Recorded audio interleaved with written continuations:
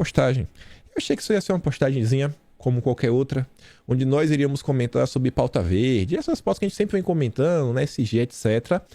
Mas eu fiz algo que eu não deveria ter feito. Eu inventei de pesquisar essa tal matéria na internet. Esse tal aí de Magnus Gudmundsson. Nome difícil, não sei se nem assim se pronuncia. Mas enfim, vamos lá. Tô eu passando. Aí o Amazônia Azul meteu logo o byte. Eu caí no byte do Amazônia Azul, que ele falou o seguinte, ó. Depois de quase um mês procurando, está em minhas mãos um exemplar raro da Veja de 4 de maio de 1994, que tanto os exemplares físicos e digitais desapareceram. Essa revista foi até leiloada de tão rara. O que há de interessante? A entrevista do tal do Magnus. Aí tá ali a imagem, ele botou ainda... Eu, no próximo slide aqui, né, até o trabalho aqui de girar para tentar deixar um pouquinho mais certinho o texto. Aí veja só, apenas os 2 primeiros parágrafos. Já é o interessante para a gente começar. O islandês, o Magnus, 40 anos, isso aqui em 94, já plantou muitas árvores na vida. A juventude fazia excursões a uma região da Islândia, país situado no extremo do hemisfério norte só para plantá-las. Devido ao frio, temos poucas árvores, mas, se plantadas, elas sobrevivem. Na região que eu ia hoje, há uma pequena floresta, diz o jovem ecologista, tornou-se o inimigo número 1 do Greenpeace, a barulhenta organização ecológica com 5 milhões de filiados em 30 países. A Veja entrevistava um ecologista, um cara que realmente se importa com o meio ambiente, plantava árvores desde jovem, luta pelas pautas ambientais. Aí veja só, ele virou o inimigo do Greenpeace. O que foi que aconteceu? Cadê? Jornalista, o Magnus foi escalado em 1984 para cobrir uma eleição na Groenlândia. Lá, viu o estrago que uma campanha do Greenpeace estava provocando aos esquimós, com a proibição da caça da foca. Tomou um empréstimo no banco, produziu um documentário em 89, denunciando a entidade. A intenção era fazer só um, mas o Greenpeace passou a me atacar onde pôde. Agora eu estou empenhado em mostrar que eles não produzem consciência ecológica, produzem manipulação e histeria. Aqui é a Veja. Você vai ver de onde que a gente vai sair, para onde a gente vai. Então, estamos saindo da Veja, vamos parar nas ordens petistas. Em 93, fez outros 2. Um deles agraciado com o melhor documentário do ano na Escandinávia. Todos são reportagens com pesadas acusações ao Greenpeace. Com a exibição dos documentários, que lhe renderam no total um lucro de $50 mil, o Magnus tem causado estragos ao Greenpeace. Na Suécia, o Greenpeace tinha 360 mil militantes. Já perdeu um terço. Na Dinamarca, o número caiu para metade. Na Noruega, nem existe mais. Ele só tem meia dúzia de funcionários no escritório de Oslo, diz. Na briga, o Magnus desembarca nesta semana no Brasil para colher material para um 4º documentário. Já mandou uma cópia de seus filmes ao Brasil, mas nunca teve notícia de sua exibição. Aí casado com historiadora, blá blá blá, xixi. E a matéria sai falando, o Amazônia só colocou a primeira capa, tinha um pedaço lá que estava meio cortado, não deu para ler. A entrevista dele tem uns pontos interessantes, ele até fala da perseguição que ele sofreu na época, mostrando que como esse pessoal, eles não estão nem aí pro meio ambiente. Aí eu falei, cara, deixa eu ver se eu acho a versão digital da Veja, né? Às vezes o Amazônia Azul não achou dando no Google. E eu não achei. Eu não achei a versão da Veja. Eu achei de outro site. Mas não foi o que mais me chamou a atenção. Na busca pelo o Magnus, eu me deparei com a matéria da extrema esquerda que falava do Magnus. E falava concordando com ele. Usando os estudos, os documentários do Magnus para, assim, defender mudanças ambientais no Brasil. E eu estou falando do GGN, Jornal GGN, do Luiz Nassif, um jornalista lulista. Você pode colocar aí, o cara é Lula vermelho de carteirinha. E aí, uma coisa que me chamou a atenção, e aí ficou ainda mais interessante quando eu cheguei ao fim da matéria, é uma matéria longa, eu nem vou trazer a parte do Magnus, porque a Veja ali já nesse parágrafo resume, mas tem muito mais coisa. Essa matéria assim vai desmembrando desde a criação do Greenpeace na década de 70, como foi que teve a comunidade dos Quakers, né, um grupo religioso, junto com o pessoal aqui, foi indo até que chegou um cara aí que começou a organizar. E aí quando o Greenpeace realmente virou uma empresa meio que multinacional, é quando eles criaram um conselho, né? Esse pessoal conselho, tipo mercado financeiro, eles adoram criar um conselho para arbitrar o caminho que eles vão seguir. Mas enfim. E uma coisa que me chamou a atenção foi o seguinte, não tinha o nome do jornalista, mas no final tinha um link. E aí eu falei, agora foi a cereja do bolo, mas a gente chega lá. Olha o título, inclusive é o título do nosso dossiê de hoje, as galinhas verdes. Os novos galinhas verdes, as mentiras e o fascismo do Greenpeace. Em 2010, o Greenpeace era tratado pela esquerda como fascista. Em 2010, vocês devem lembrar, estávamos no período... Já era Dilma. Desta vez, o alvo das performances circenses do Greenpeace é o deputado Aldo Rebelo, do PCdoB. Na verdade, 2010, a Dilma era o último ano do Lula, né? A Dilma entrava em 2011, não é isso? 2011, 2012, 2013, 2014, é isso aí. Ainda era o governo Lula. Então vejam só, quem virou alvo? O Aldo Rebelo. Na época estava no PCdoB, atualmente está no PDT, e às vezes outro ele critica o Lula até. Ele tinha apresentado na época um relatório sobre várias propostas de atualização e aperfeiçoamento do Código Florestal. Vejam só, quando o Bolsonaro quer fazer algumas mudanças, ele é um grande criminoso, é o vilão, quer destruir o planeta. Na época a esquerda queria mudar. Mas deve ser coisa diferente. O Aldo Rebelo não estava defendendo as mesmas coisas de Bolsonaro. A esquerda não vai defender as mesmas pautas que Bolsonaro tenta defender nos dias de hoje. Vamos continuar lendo. No plano da formalidade legislativa, o Greenpeace quer manter a ferro e fogo medidas draconianas introduzidas por medida provisória do então presidente Fernando Henrique Cardoso, não aprovada pelo Congresso, que inibem a exploração das riquezas naturais do país. Quando eu falo para vocês que a sociedade brasileira de hoje ela foi construída pelos social-democratas, o Fernando Henrique ele tinha um projeto de sociedade, tanto que você vê a forma como a sociedade é controlada, a própria criação das agências reguladoras vem pelas mãos dos tucanos. Aí você entende a relação, né? FHC, Sérgio Moro, toda essa turma, a turma do compliance. A começar do solo utilizado para a produção de alimentos e mercadorias agrícolas de alto valor no mercado internacional.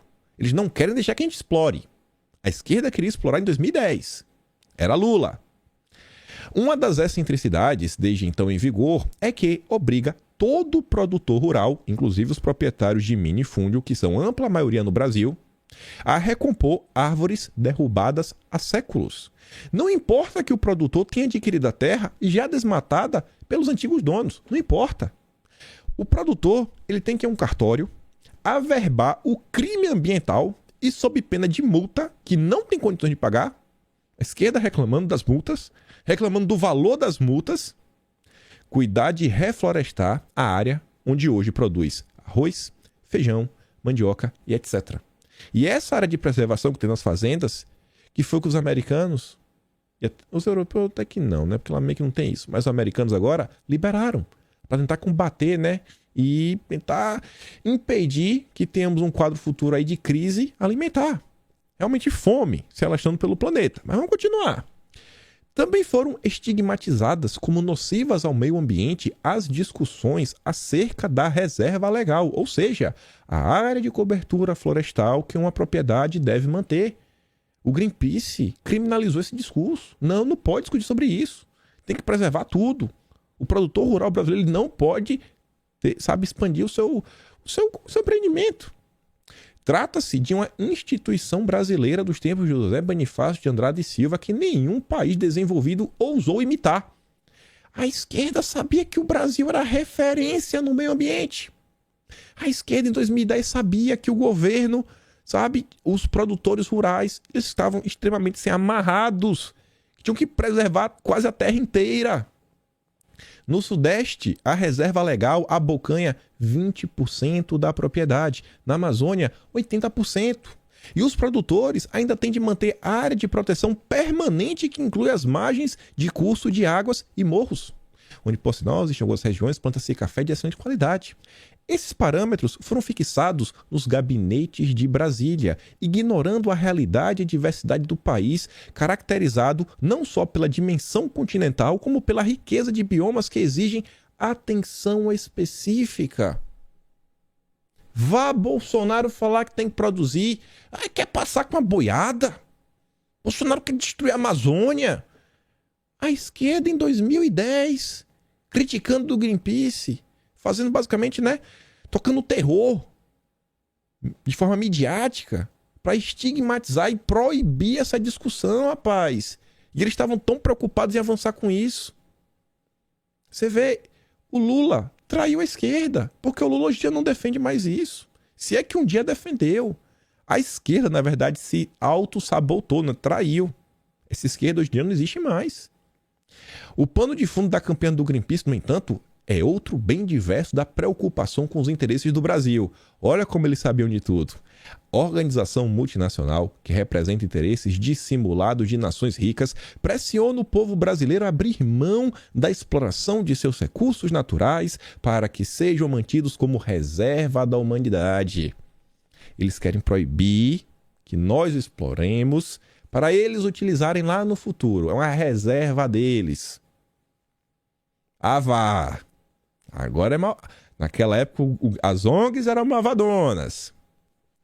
A pressão vem exatamente dos países que já destruíram as florestas, envenenaram o ar, poluíram os rios e hoje resistem às iniciativas para a preservação do meio ambiente. Quando o Bolsonaro disse que eles já destruíram as florestas deles, né? E querem falar do Brasil. Ah, Bolsonaro, mentiroso, fake news. É esquerda 2010. Mas fica melhor. Boicotam os fóruns e os protocolos internacionais como o de Kyoto, que os Estados Unidos, por exemplo, se recusam a ratificar, alegando que teria impacto negativo na economia. Até hoje o Brasil não recebeu os seus créditos de carbono, os bilhões de dólares para tomar conta do meio ambiente. Isso ninguém paga, tem que seguir as regras, mas na hora de receber o dinheiro, a contrapartida ninguém dá. Ressuscitam a antiga doutrina imperialista das injustiças da natureza, isso é importante. Pródiga com uns, avara com outros, que há de ser equilibrada pela administração de uma comunidade internacional. Em 2010, a esquerda usou esse termo. Atualmente, qual é o termo que eles mais gostam de utilizar? Aldeia global. Nunca viu essa palavra? O pessoal lá do Fórum Econômico, né? Davos. Aldeia mundial, que é para passar a ideia disso daí, ó. A gente, para resolver, tem que resolver para mundial. Esqueça a sua soberania. Tanto que eles também estão falando sobre isso, ó. De modo que recursos como florestas, águas, que são abundantes no Brasil e já escassos lá nos outros países, por causa do seu elevado padrão de consumo, sejam excluídos das soberanias nacionais e administrados como bens públicos mundiais. Veja só como são as coisas. Deixa eu só atender aqui minha mulher. Dá um pause aqui. Pronto, eu resolvi já. Pra vocês não terem nada, eu pausei e voltei. Mas enfim, olha aí. Excluídos das soberanias nacionais em nome de uma aldeia global. O Lula sabia disso. Na época, a esquerda pelo menos fingia saber. Para desempenhar essa tarefa, forjam e incentivam organizações que se apresentem como boas samaritanas da natureza, as ONGs. Sua tática é seduzir e enganar a juventude, desviando-a das lutas políticas que realmente transformam o mundo, engajando-a em arengas, onde não há estudos, análises, avaliações judiciosas da formação social do país. Ao contrário, manipulam a importante causa de preservação do meio ambiente com jogos de emoção e, naturalmente, cobrança de dízimos que engordam os cofres de suas matrizes e sustentam uma horda de militantes profissionalizados. É assim que a esquerda descrevia as ONGs ambientalistas como o Greenpeace. Vamos continuar, cadê? Muitos ativistas e até fundadores do Greenpeace já se desiludiram com a multinacional ecológica. Dele se afastou em 86 o ecologista Patrick Moore, que ajudou a fundar a organização no Canadá. Decepcionado, ele concluiu que o movimento ambientalista foi basicamente tomado de assalto por ativistas políticos e sociais que vieram e aprenderam como usar a retórica verde para encobrir agendas que têm muito pouco a ver com ciência e ecologia.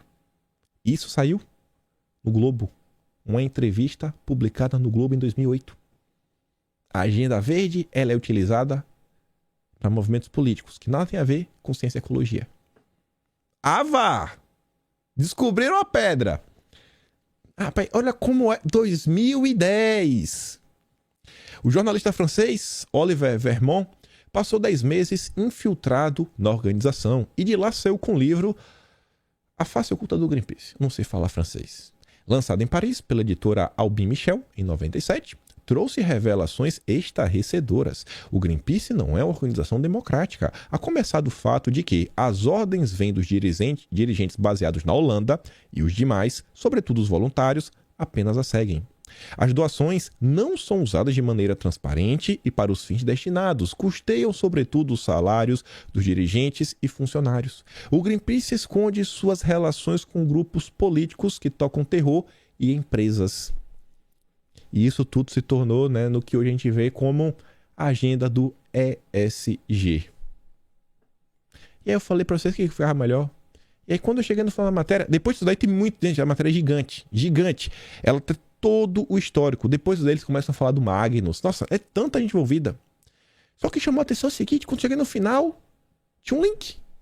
O GGN, na verdade, não escreveu essa matéria. O GGN, ele só repostou. A matéria original é do site vermelho.org.br, um dos sites mais tradicionais do petismo. Tá lá no nome, Vermelho. Vermelho. Você vai num site lá, assim, Diário da Esquerda, Jornal da Esquerda, né? Comentando sobre o assunto da esquerda. É ligado, assim, ao comunismo brasileiro, assim, assim, já tem anos e anos no ar. A matéria original é essa, ó. Os novos galinhas verdes, as mentiras e o fascismo do Greenpeace. O Brasil aqui era o subtítulo. O Brasil sofre nos dias em curso uma intromissão sem precedentes na soberania de seu povo e de seu parlamento. É exatamente o que a gente está vendo agora de forma extremamente intensa ao longo dos últimos anos e que 2023 vai vir com tudo. A organização multinacional Greenpeace orquestra uma campanha de desrespeito à tradição brasileira na proteção do meio ambiente e quer impedir o Congresso Nacional de legislar acerca de assuntos de interesse nacional para que foi eleito pelo povo. Como, por exemplo, o que está acontecendo agora, a proibição que o Brasil se torne autossuficiente em fertilizantes. PL 191/2020. Bolsonaro é isso, Bolsonaro é aquilo outro, blá, blá, blá, blá.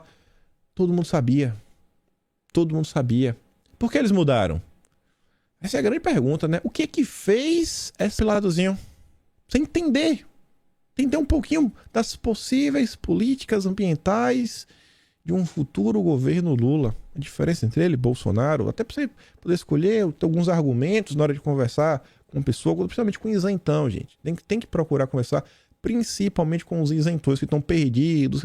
Mas Bolsonaro fala, ele fala grosso, ele grita, ele xinga. Eu fico às vezes assim, sabe, sem entender. Tem pessoas que têm como é porque Bolsonaro xinga. Olha o que o Lula defende. Outubro, realmente é o futuro do Brasil que está em jogo. Se você gosta do meu vídeo, peço primeiro, compartilha, principalmente com quem você sabe que ainda não decidiu o voto. Principalmente. Compartilha. E depois que você me reconhece. E, se gosta do meu trabalho, pode ser membro pelo Patreon, o link está na descrição, membro do canal, obrigado pelo botão de valeu. Mas mais importante, compartilha e volta amanhã. E o vídeo lá de Bolsonaro, do Fantástico, né? O Bolsonaro falando do spray, eu mando lá no Telegram para vocês. Falou, meus amigos, vejo vocês amanhã. Fui!